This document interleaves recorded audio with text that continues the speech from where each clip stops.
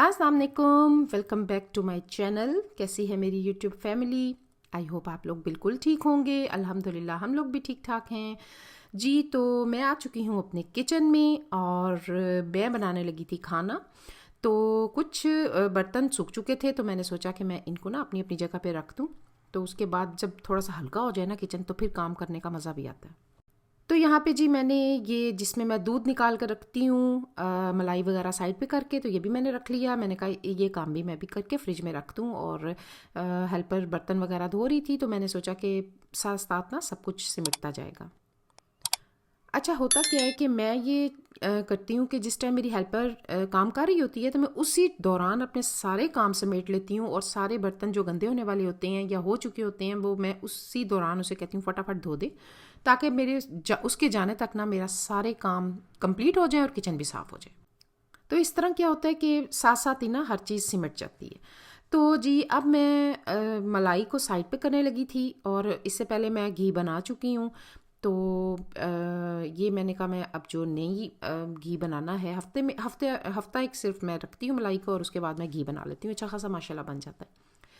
तो इसको मैं साइड पे कर रही हूँ और उसके बाद मैं दूध निकाल के ना इस जो केटल है इसमें डाल दूँगी, क्योंकि बड़ा आसानी हो जाती है। आराम से फ्रिज से केटल निकाली हो, चाय बनानी है या बच्चों को देना जो भी हो ना, तो बड़ा इजी हो जाता है इस तरह।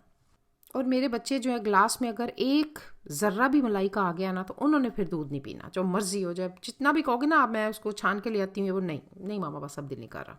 तो मैं इसलिए पहले ही सारे दूध को एक दफ़ा छन्नी में रख के तो अच्छी तरह से छान के तो उसके बाद फिर मतलब केटल में ही मैं ये लगा देती हूँ छन्नी, और उसके बाद अच्छी तरह से दूध जो है ना वो छन जाता है। मलाई वगैरह साइड बिल्कुल साफ़ हो जाता है ये, इस तरह ज़र्रा भी नहीं रहता इसमें मलाई का। हाँ जी, तो आज मैंने सोचा कि मैं अपने फ्रिज को भी ज़रा साफ़ सुथरा सा कर लूँ। वैसे तो तकरीबन साफ़ ही था, लेकिन कल क्या हुआ कि सोया सॉस जो है ना मेरे से थोड़ी सी गिर गई इसमें इसके डोर में फ्रिज के। तो मैंने सोचा मैं साफ़ कर लेती हूँ इसको अच्छी तरह से। तो खैर मैंने जो उसके ऊपर के जो दो खाने थे ना वो तो साफ़ इजीली हो गए। इसका स्टैंड से ना ये साइड पे आराम से निकला है। मुझे अंदाज़ा नहीं था कि नीचे वाले जो है ना वो उनको पेच लगा हुआ है, तो वो ये बड़े इजीली ना इस तरह करके निकल आते हैं। तो बड़े अच्छे साफ़ हो गए। अब जब मैं नीचे आई ना तो वो तो खुलने का नाम ही नहीं ले रहा था। इसको मैंने खोला बड़ी मुश्किल से, लेकिन नीचे वाला जो था ना वो बिल्कुल भी नहीं खुल रहा था। ये देख रहे हैं आप थोड़ा सा कितना ये इसके ऊपर सारा वो गिर गया था और बड़े मुश्किल से साफ़ हो रहा था। ये ना अभी आपको दिखाती हूँ मैं आगे। तो ये जनाब जी इसके ना ये हुक से लगे हुए थे और अंदर इसके पेच थे।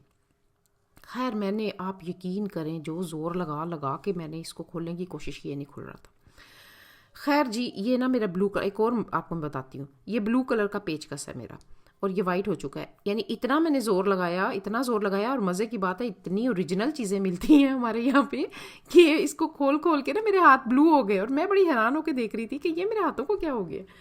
तो वो जनाब जी वो इसकी जो पीछे इसके बना हुआ है ना जिससे पकड़ के खोलते हैं, वो नेवी ब्लू कलर का था। वो माशाल्लाह से ट्रांसपेरेंट हो गया। ये जनाब जी हालात हैं हमारी चीज़ों के तो खैर ये फिर इस तरह मैं बड़ी मुश्किल से पेच खुला और फिर दोनों साइडों पे पेच लगे हुए हैं और हुक साथ लगे हुए थे। तो जो है बड़ी ये मुश्किल से जो है ना, ये देखें जी मेरे हाथ भी ब्लू हो चुके हैं। अभी मैं एक दफ़ा हाथ को धो के आई हूँ।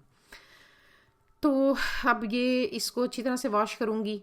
और लेकिन एक है कि बड़ा अच्छा ना खुल के बड़े अच्छे ये इस पे शीशा लगा हुआ है, ग्लास है, तो बड़े इजीली साफ़ हो गए थे ये। तो फिर दोबारा जी मैंने इसको अच्छी तरह से साफ़ करके और फिर चीज़ें इसमें लगा दी थी और फ्रिज मेरा जो है ना नीट एंड क्लीन हो गया था। चीज़ें साफ़ सुथरी होना तो बड़ी अच्छी लगती हैं और आपको इस्तेमाल करने का भी ना मज़ा आता है।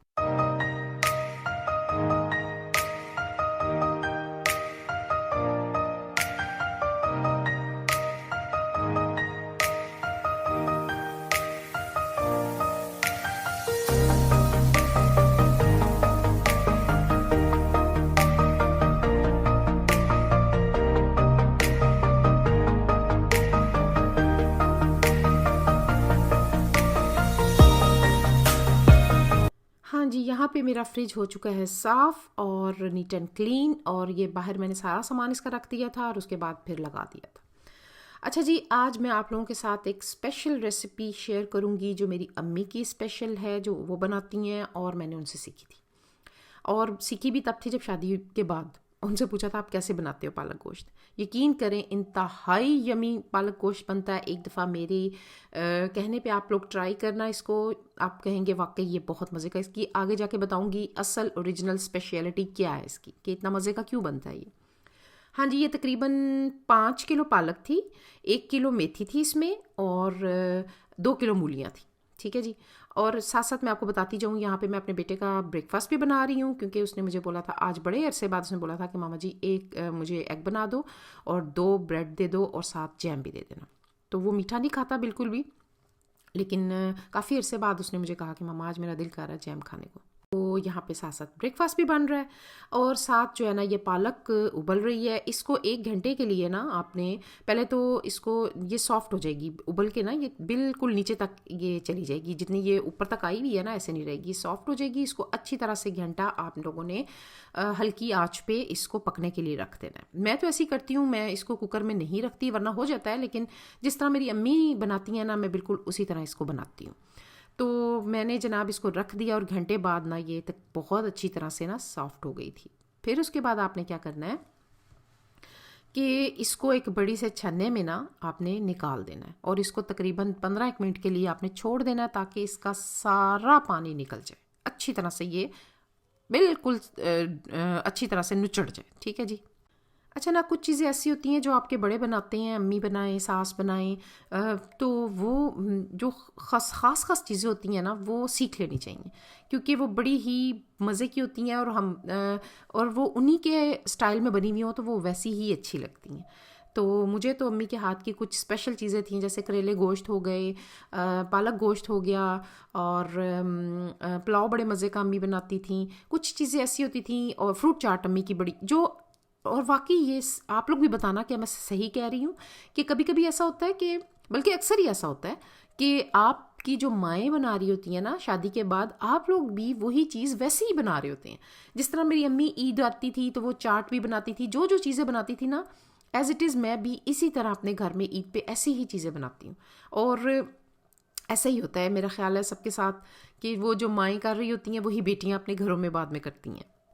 तो बस अब ये पालक तकरीबन सॉफ्ट हो चुकी है, और तकरीबन 25 मिनट में ये इतनी हो गई थी, बैठ गई थी नीचे। जब पानी ऊपर आ जाए तो समझ लें कि पालक अब ना अब पकने आसानी हो जाए, क्योंकि उस टाइम से पहले, यानी ये पालक जब तक नीचे ना बैठे ना, इसके सर पे खड़े होना पड़ता है, क्योंकि पानी फिर उबल उबल के बाहर आने लग जाता है। तो इसको मैं अच्छी तरह हिला के ना, तो इसे नीचे तक लेके जा रही हूँ। और अब मूली गलानी ज़रूरी थी, तो इसलिए मूलियों को गला लिया मैंने, तकरीबन आधा घंटा और लगाया था, तो मूलियाँ अच्छी तरह से ना इसमें गल चुकी थी।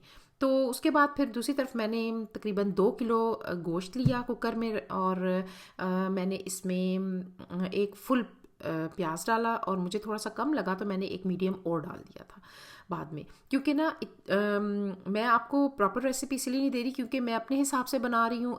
ये पालक ज़्यादा थी, आप लोग अपने हिसाब से, जब अपनी क्वांटिटी आपकी जितनी हो, आप उसी हिसाब से अपने मसाला वगैरह डालना।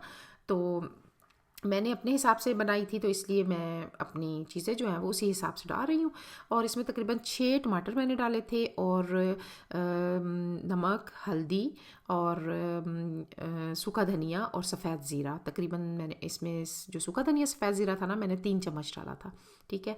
और उसके बाद मैंने इसमें सुरख मिर्च भी डाली थी, और यहाँ पे जीना हल्दी मेरी कैच कर ली मैंने बड़ी मुश्किल से, क्योंकि अभी ये 2 मिनट में टाक की आवाज़ आनी थी और टूट जानी थी। बड़ी मुश्किल से कैच की मैंने, हाथ में आ गई मेरे। तो उसके बाद फिर जनाब मैंने इसमें सुरख मिर्च डाली थी, तकरीबन 1.5, ठीक है, स्पून। और उसके बाद जो असल चीज़ इसमें ये पकता है जी, हरी मिर्च के अंदर मैंने इसमें तकरीबन 1.5 पाव हरी मिर्चें डाली थी, क्योंकि हरी मिर्च से ही इसका जायका मज़े का आता है। तो इसलिए ज़्यादा डाली थी कि क्वांटिटी ज़्यादा थी पालक की, तो और हमारे घर में वैसे भी मिर्चें ज़्यादा खाई जाती हैं। तो जी उसके बाद फिर ये देखें, मैं प्याज एक और डाल रही हूँ, यानी मुझे बाद में एक प्याज बड़ा जो था वो कम लगा था, तो मैंने एक छोटा प्याज ना मीडियम और लेके डाल दिया था। लहसुन अदरक की पेस्ट इसमें मैंने 2 फुल भर के चम्मच डाले थे। ठीक है। और ऑयल जो है वो मैं तकरीबन चाय के 2 कप, जो चाय की है, जो चाय का कप होता है ना, वो मैंने 2 कप डाले थे। तो उससे ये है कि इसमें पालक में ना ऑयल ज़्यादा जाता है। तो मुझे अंदाज़ा है इतने अरसे से बना बना कर कितना मैंने डालनी है चीज़, तो मैं अंदाज़े से ही डाल देती हूँ। तो यहाँ पे 1 कप मैंने पानी का डाल दिया था, क्योंकि टमाटर ज़्यादा थे तो टमाटरों का पानी भी निकलता है, तो इसलिए मैंने कहा ये ना हो गोश्त ज़्यादा गल जाए, तो मैंने अंदाज़े से ही पानी डाला था थोड़ा सा। और उसके बाद ये होता तो है जी बस ये इसमें कि उसके बाद मेरा क्योंकि मसाला अच्छी बाद में तरह आपने भुन गया अच्छी तरह और से पालक भी देख लें अब साइड पे तैयार हो चुकी पालक है। को इसमें और डालकर ना तो मैंने जो है ना बहुत ज़्यादा पकाना होता है, तो इसलिए जब गोश्त अच्छी तरह से भुन गया था ना, तो मैंने गोश्त को निकाल कर साइड पे रख लिया था। अभी मैं आपको आगे दिखाऊंगी इसको मैं कैसे बनाती हूँ। तो मैंने गोश्त को निकाल कर साइड पे रख लिया था। अब ये यहाँ पे पालक तैयार हो चुकी है, ठीक है जी। तो पालक मैंने जिस टाइम डाली ना छन्नी के अंदर, तो उस टाइम हम मेरी एक आंटी हैं सामने वाली, वो आ गई थी, तो मैं उनके साथ गपशप में लग गई और मैं वीडियो बनाना बिल्कुल भूल गई, तो इसलिए मैं वो क्लिप आपको नहीं दिखा सकी। उसके बाद फिर मैंने उस मसाले के अंदर ना ये ब्लेंडर से अच्छी तरह से पालक को ब्लेंड कर लिया था, ताकि मूलियाँ और पालक एक यकजान हो जाए। तो बड़े अच्छे तरीके से ब्लेंड हो गई थी। और फिर मैंने जो इसमें स्पेशल चीज़ जाती है, जो इस रेसिपी की स्पेशलिटी है, वो है जनाब दूध। ठीक है, इसमें दूध जो है ना वो अच्छा खासा जाता है। इसमें मैंने तकरीबन 1.5 किलो दूध डाला था, ठीक है, 1.5 किलो दूध डाला था। और ये दूध के अंदर पकती है, और आप यकीन करें इतनी मलाई की तरह ये पालक होती है ना, आप लोग एक दफ़ा ट्राई करना, यकीन करें बहुत मज़े की होती है। तो इसमें अच्छी तरह से दूध डालने के बाद ये फिर ना एक आपने ध्यान करना है कि जिस टाइम इसमें दूध डाल जाता है और ये पकने पे आती है ना, तो ये छींटे बहुत फेंकती है। तो बस खड़े होके इसको हिलाना होता है ताकि ये नीचे लग ना जाए, क्योंकि अगर ये नीचे लग जाएगी ना तो इसका जायका बिल्कुल टोटली चेंज हो जाता है। तो बस इसके सर पे खड़े रहना है और इसको हिलाते रहना है चम्मच से अच्छी तरह से। तो ये आप देख लें, अब ये अच्छा खासा ऊपर तक थी, दूध इसका डला हुआ था जब, तो अब ये बिल्कुल नीचे तक जा चुकी है और तकरीबन खुशक होने पे आ गई है ये। और इसको ना ये तब से मैं हिला रही हूँ इसको बस अच्छी तरह से ना। तो ये इसके ना पकने का स्टाइल भी थोड़ा सा चेंज हो जाता है, वो अजीब सी उसकी आवाज़ भी हो जाती है, पकने से पता चल जाता है, अंदाज़ा हो जाता है कि ये कैसी अब हो गई है तैयार ना। और मैंने हालांकि इसमें मेथी डाली थी, लेकिन इसके बाद फिर मैंने 2 चम्मच ना इसमें ड्राई मेथी भी डाली थी, क्योंकि उसका जायका भी बड़े मज़े का आता है इसके अंदर।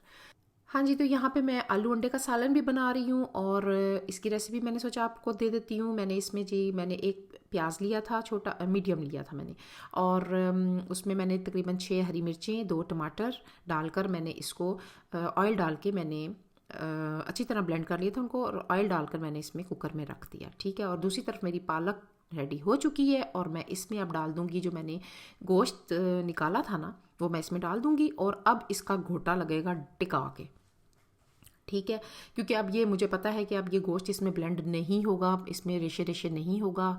तो अब मैं इसको अच्छी तरह से ना इसका भी अब घोटा लगाऊंगी, और तकरीबन 20 मिनट मैंने इसको बाद में फिर दोबारा से बनाया था।